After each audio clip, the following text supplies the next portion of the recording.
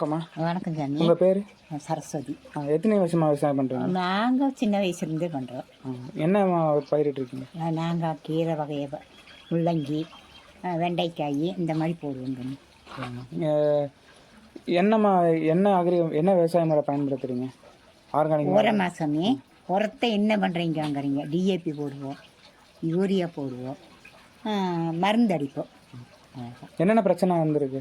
புழு வரும் சாமி, அசுகினி வரும், அப்புறம் இந்த அட்டைப்பூச்சிகளாக வரும், வண்டு இருக்கும், வண்டு வரும்.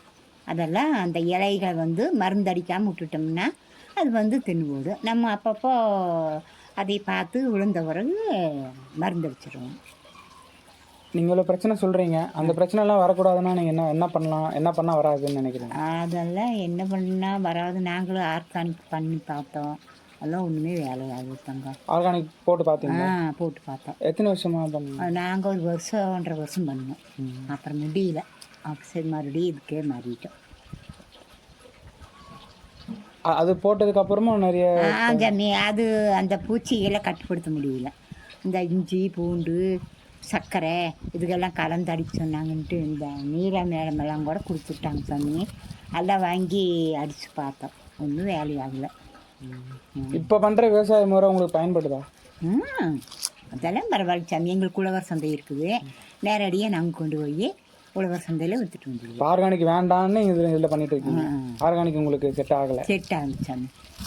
இப்போ வருங்காலத்தில் இப்போ விவசாயிங்க பண்ணுறாங்கன்னா எப்படி மேம்படுத்தலாம்னு உங்களோட கருத்து? எப்படி என்னன்னு எனக்கு ஒன்றும் புரியலையே. இப்போ வருங்காலத்தில் வரக்கூடிய விவசாயிங்க விவசாயம் பண்ணோம்னா நீ எல்லாம் சாமி விவசாயம் பண்ண ஆள் இல்லை, செய்யறக்கு ஆள் இல்லை. அதாவது சொந்த ஆள் இருந்தால் செய்யலாம், கூலி ஆளெல்லாம் விட்டு செஞ்சோம்னா அவியல் கொடுக்குறது சரியாக இருக்கும். கூலி பிரச்சனை இருக்கு. ஆமாம், கூலி பிரச்சனை. நம்ம கூட இருந்து செஞ்சால் கட்டுப்படி ஆகும். இல்லைனாலும் விவசாயத்தில் ஒன்றுமே ஜெயிக்க முடியறது இல்லை சாமி. அதனால தான் இப்போல்லாம் விற்று பேங்க்கில் போட்டுட்டு இப்போ சம்படுத்துக்கிறாங்க. எங்களாட்ட வயசானவி இருந்தால் ஏதோ வரும். இப்போ அதில் 10 கத்தை, அதில் ஒரு 50 கத்தை, அதில் ஒரு 50 கத்தை கொண்டு போனால் ஒரு 2000 ஒரு 1000 அப்படி கொண்டாடல. ஆளுகளுக்கு கொடுத்தது போக நம்மளுக்கு அது ஒரு 1000 ரூபா கிடைக்கும்.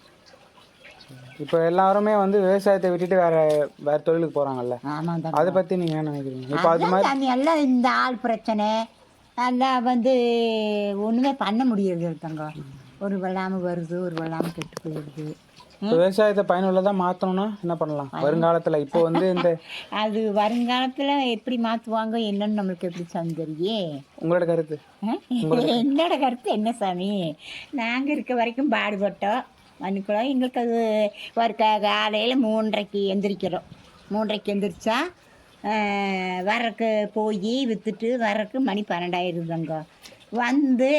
சாப்பிட்டணுமா சாப்பிடலையேன்னு காட்டுக்குள்ளே போனால் ஏதோ நீங்கள் நம்ம சொன்ன மாதிரி 2000 வாங்கிட்டு வந்தால் ஒரு முட்டு வழியாக அது இதுவும் போக ஒரு 1000 ரூபா கிடைக்கும். இல்லைன்னா அதுவும் இல்லை. நம்ம சுத்தே போய் ரெஸ்ட் எடுக்கலாம்னா அந்த கீரை எடுக்க முடியாது. அதுதான் பிரச்சனை, வேறு ஒன்றும் இல்லை தங்கம். சரிங்க.